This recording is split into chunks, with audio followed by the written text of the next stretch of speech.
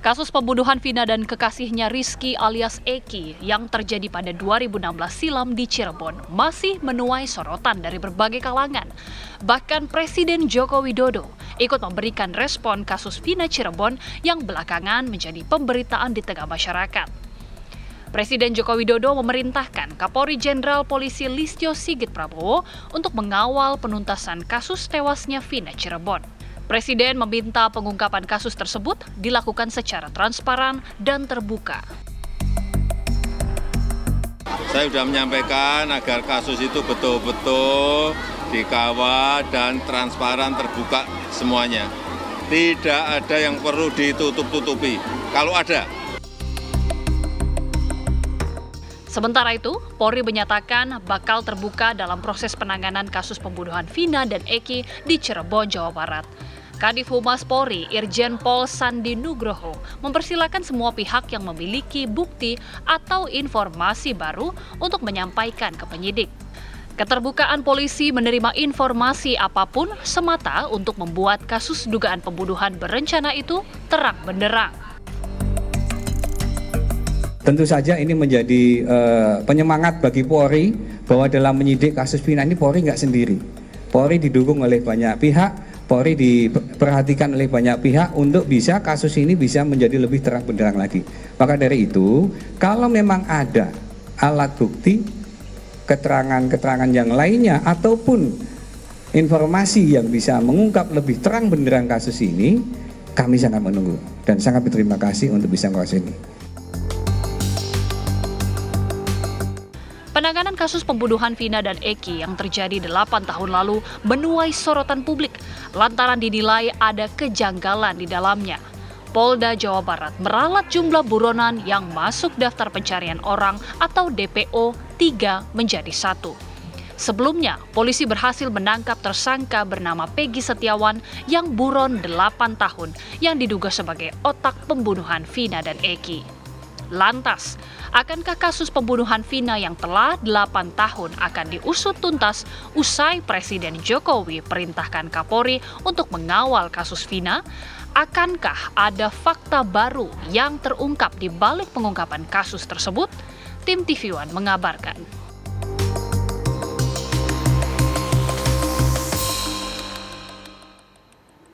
Usut tuntas, mari kita kawal dan pihak kepolisian harus terbuka dan jangan ada yang ditutup-tutupi. Itulah pesan, itulah seruan dan permintaan dari Presiden Joko Widodo untuk institusi Polri dalam mengusut dan juga membuka tabir yang selama ini menyelimuti kasus pembunuhan Vina dan Eki. Kita tahu memang sudah ada 8 terpidana, kemudian juga 1 orang DPO berhasil ditangkap atas nama Peggy Setiawan. Tapi apakah betul ini pelakunya dan juga sudahkah terurai benang kusut ini? Nah, untuk bisa membahas mengenai hal ini sudah hadir di samping saya tentunya para narasumber, baik yang hadir secara langsung ataupun juga bergabung secara daring. Ketua Harian Kompolnas, Irjen Pol Purnawirawan, Pak Benny Mamoto sudah hadir bersama saya. Selamat malam, Pak Benny. Malam.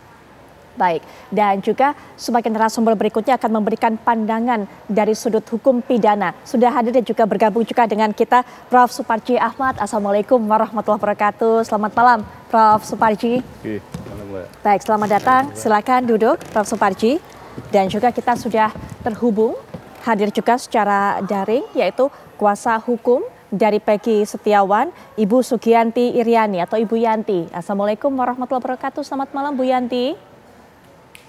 Waalaikumsalam warahmatullahi wabarakatuh. Selamat malam. Baik, kemudian juga sudah hadir Pak Saiful Salim selaku pengacara dari keluarga almarhumah Vina. Selamat malam Pak Saiful Salim. Assalamualaikum warahmatullahi wabarakatuh. Ya, selamat malam Bu Olive. Waalaikumsalam warahmatullahi wabarakatuh. Baik, mungkin kita akan pertama minta pandangan terlebih dahulu dari kuasa hukum yaitu Peggy Setiawan, Ibu Yanti yang sudah bergabung dengan kita. Ibu Yanti, bagaimana pandangannya melihat seruan dari Presiden Jokowi seperti ini, artinya minta pihak kepolisian untuk bisa lebih terbuka. Karena sejauh ini keterbukaan dari institusi Polri yang menjadi sorotan masyarakat. Silakan Bu Yanti. Saya mengapresiasi apa yang dikatakan Bapak Jokowi bahwa memang dalam penanganan perkara itu pihak kepolisian haruslah transparan. Karena di sini juga banyak hal-hal yang memang tidak transparansi dari pihak kepolisian, terutama kami tidak pernah diberitahu tahapan penyidikan terhadap klien kami, diantaranya pada saat press release di Polda Jabar, kami juga tidak diberitahu tidak bisa mendampingi klien kami pada saat press release tersebut. Tadi malam pun kami mendapatkan kabar bahwa ada rekonstruksi, kami pun tidak diberitahu, kami hanya tahu dari media. Itu artinya tidak ada transparansi dari pihak kepolisian, karena sebagai terduga atau yang diduga Peggy yang ditetapkan sebagai tersangka dari pembunuhan Vina ini harusnya didampingi pada setiap tahap penyidikan, karena memang ini perkaranya tidak main-main dan ancaman hukumannya juga sangat berat. Ya, Pak Saiful, kemarin pada saat konferensi pers, Bang Hotman juga selaku kuasa hukum keluarga almarhumah Vina mengatakan dan berharap bahwa Presiden Jokowi memberikan atensi terhadap kasus ini. Ternyata Presiden sudah memberikan pesannya kepada Polri.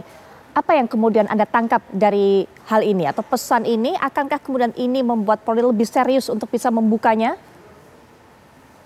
Iya, terima kasih. Kalau dari kami bahwa tentu ya mendengar informasi yang sangat cukup luar biasa sebenarnya. Ketika Pak Presiden Joko Widodo telah merespon, ini menurut kami langkah menuju keadilan bagi korban itu sudah mulai bisa kita lihat. Nah, tentu namun semua ini harus penuh dengan transparansi. Harapan kami adalah ketika pihak kepolisian dalam hal ini adalah Polda Jabar tentu harus melakukan langkah-langkah yang kemudian itu masyarakat dapat menerima. Kenapa? Karena misalnya dari kami sendiri ketika penetapan Peggy yang kemudian dilakukan oleh Polda Jabar menjadi tersangka ataupun ditangkap, lalu menganggap yang 2 DPO itu adalah fiktif. Menurut kami, ini Polda Jabar terlalu tergesa-gesa dalam hal melakukan satu rilis ke publik untuk kemudian itu diinformasikan secara gamblang. Jadi menurut kami adalah ini hal yang paling penting harus dilakukan adalah bahwa kepolisian dalam hal ini Polda Jabar wajib mengedepankan nilai-nilai yang kemudian itu tertanam pada SOP-nya sendiri gitu.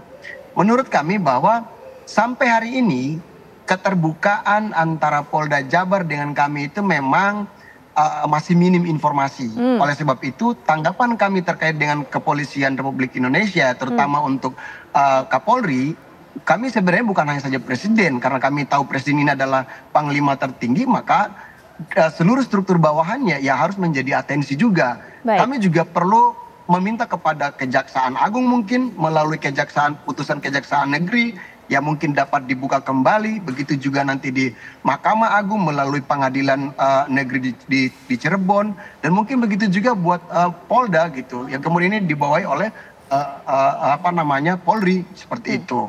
Keterbukaan seperti apa Bang Saiful yang Anda inginkan dari pihak Polri? Apakah hanya masalah mengenai 2 DPO yang fiktif itu saja atau kemudian ada hal-hal lainnya selama proses ini berjalan? Iya, jadi menurut kami bahwa keterbukaan itu tentu bersandar pada kalau kami fokusnya kepada 2 DPO itu. Kenapa? Karena memang di 2 DPO itu menurut kami Polda Jabar terlalu tergesa-gesa mengatakan bahwa 2 DPO itu fiktif. Kami masih berpegang pada BAP pada tingkat penyidikan, lalu masuk pada tingkat dakwaan, itu juga disebutkan, lalu masuk pada tingkat penuntutan, itu juga disebutkan, dan bahkan sampai pada putusan.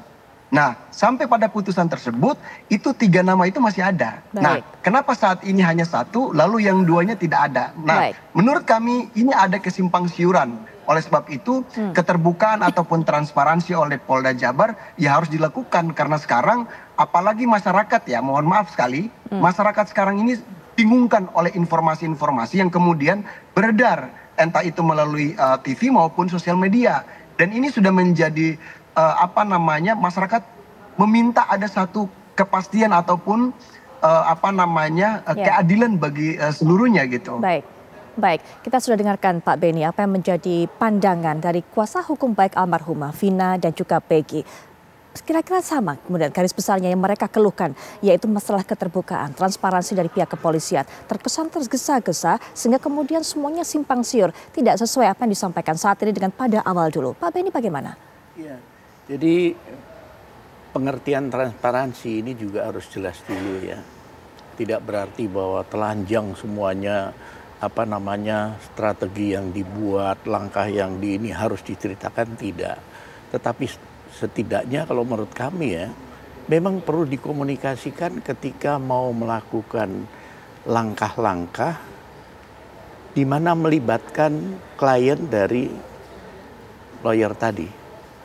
Kami mau prarekonstruksi misalkan, kami akan ajak klien Bapak, misalkan seperti itu. Dengan pemberitahuan itu kan, oh iya Pak.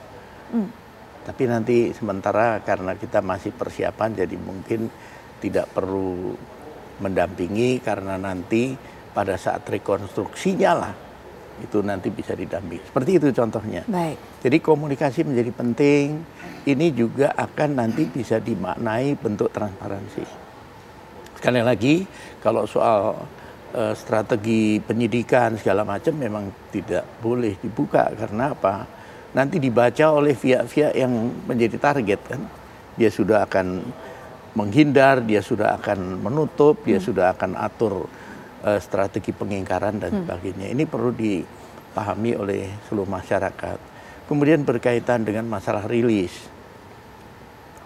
Kami sempat tanya ke Pak Dir, gimana sih yang dimaksud apa? Apakah kemudian via penyidik langsung menghapus 2 itu dan tidak akan dicari lagi? Atau dari 3, 1 yang baru bisa diidentifikasi dan ketemu orangnya. Jadi ternyata intinya itu oke, berangkat dari 3.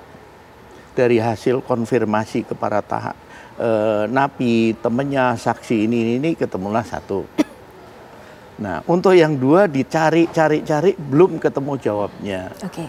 Jadi menurut kami ini mungkin masalah komunikasi ya. Jadi, tapi betul tuduhan Bapak ataupun bukan tuduhan, tapi perkiraan dari pandangan dari kuasa hukum tersebut terlalu tergesa-gesa dalam menetapkan bahwa ini fiktif. Iya, 8 tahun terlalu lama. Begitu nikilat terlalu cepat. Tapi intinya begini, setelah kami konfirmasi sangat terbuka seandainya ada bukti, ada saksi yang muncul atau masyarakat bisa berpartisipasi membantu. Semua akan ditampung, ditindaklanjuti, dikonfirmasi. Jadi sekali lagi bukan berarti menutup pintu. Bahwa hanya 1, yang lain enggak, tidak. Artinya saat ini masih terbuka sebenarnya? Terbuka, jadi pada rilis itu kami buka lagi kan rilisnya. Sementara itu nanti kalau ada bukti-bukti ini kita tindaklanjuti. Baik. Mohon dicermati rilisnya. Kami ulang, oh masih dibuka ruang. Baik. Jadi mungkin perdebatan ini biarlah nanti akan dibuktikan di pengadilan karena semua akan bersaksi, akan menjelaskan sehingga nanti akan terjawab kenapa sih seperti itu. Baik, artinya kenapa sih kok jadi 1. Jadi kita perlu menunggu supaya tidak terjadi silang pendapat yang tidak habis-habisnya. Sebagai contoh gini, ketika masalah Linda kan ramai gitu. Betul. Setelah diperiksa apa hasilnya? Bukan teman dekat dari Mama Vina.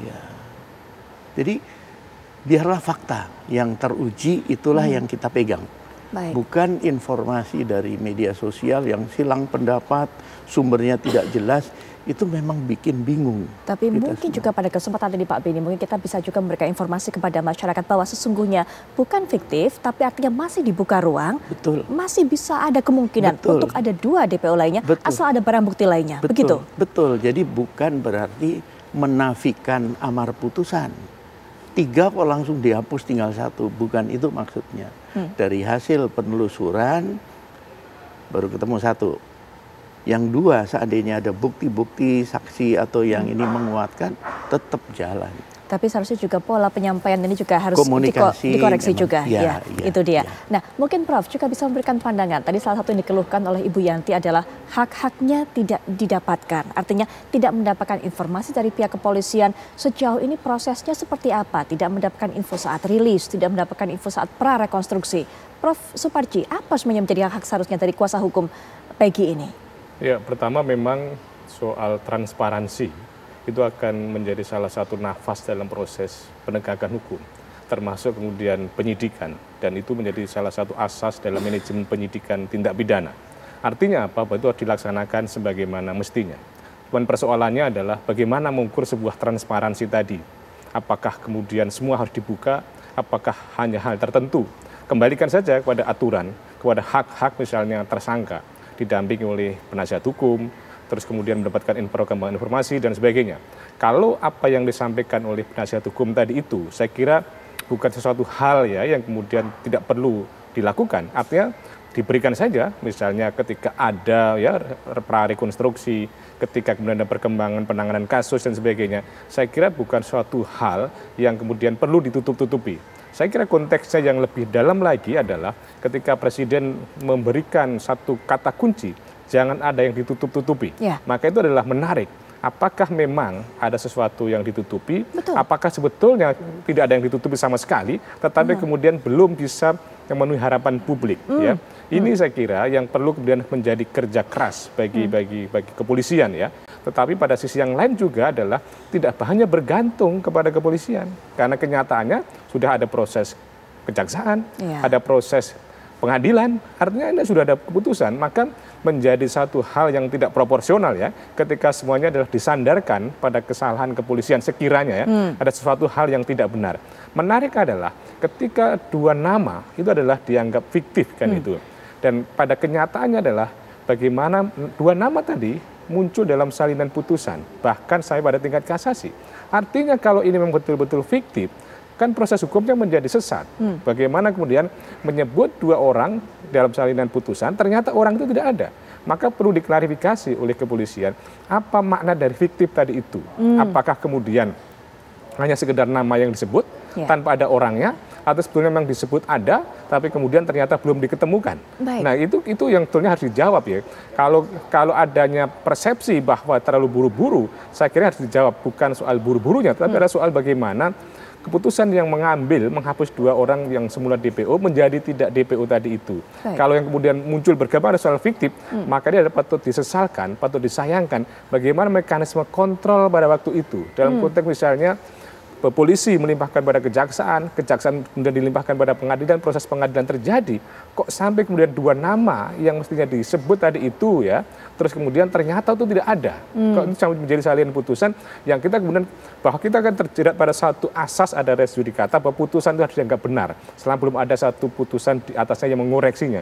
Jadi ini saya kira yang penting adalah bukan lagi bagaimana kita ya, bagaimana publik itu ya menuntut ini harus terbuka, menuntut ini harus cepat dan sebagainya, tetapi yang lebih penting lagi adalah bagaimana mengungkap perkara ini menjadi lebih terang benderang, lebih menjadi adil bagi para pencari keadilan dalam perkara ini. Gitu. Baik, nah apakah kemudian prarekonstruksi ini membuat semuanya menjadi terang benderang, termasuk juga dengan instruksi dari Presiden Joko Widodo? Nanti kita akan bahas lebih lanjut lagi, tapi setelah jeda kami segera kembali.